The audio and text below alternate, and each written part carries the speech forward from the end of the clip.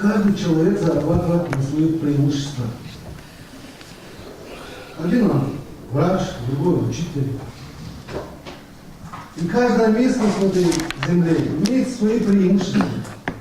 И они всегда, люди, которые хорошо добились государства, добились хороших результатов, они всегда выпячивают то, что можно здесь производить, нигде в мире. И надо учить своих людей, детей, чтобы они лучше нас, мы лучше дедов должны производить. И мы, в принципе, должны тем же заниматься. Нам не нужны наносные какие-то технологии, современные и так далее. У нас были деды, понимаете? Один депутат как-то сказал, и мне всегда коробит, что в Гагаузии проблема занятости и создания рабочих мест. Нет такой проблемы. Любая страна и любой регион поднимается только за то, что увеличивается спрос на товары и услуги, которые производятся на этой местности. Только так можно поднять государство. То, что сейчас нам предлагается, практически мы, крестьянина, делаем, производить эти запчасти какие-то автомобильной промышленности. Но на что проводил здесь? Я просто продаю свою силу. Я продаю свои услуги.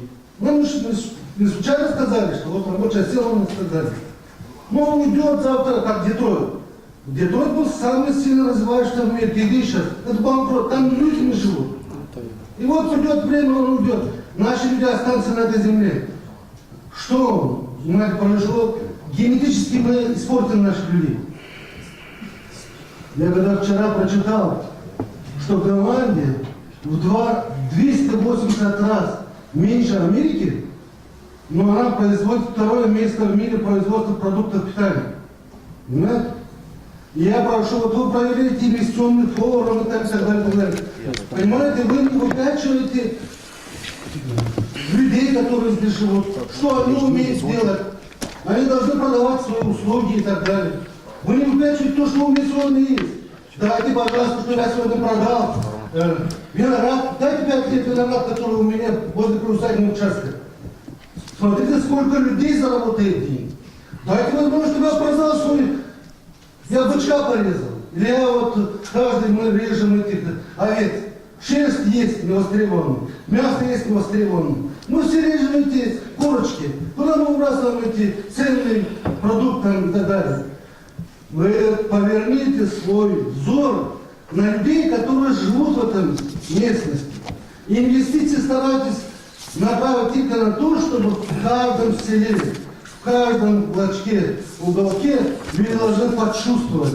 Да, будет промышленный парк, государство. Там будет красиво, там очень хорошо все будет сказать. Но генетически не ломайте наш народ. Понимаете? Вы принесете всякие экономии, всякие технологии сюда и так далее. Но она генетически его сломала, а мы то, что имели от предков, от дедов и так далее, мы его потеряли. Мы его должны развивать. И мы должны сделать то, что нигде в мире не производится. Именно в Гагаузии.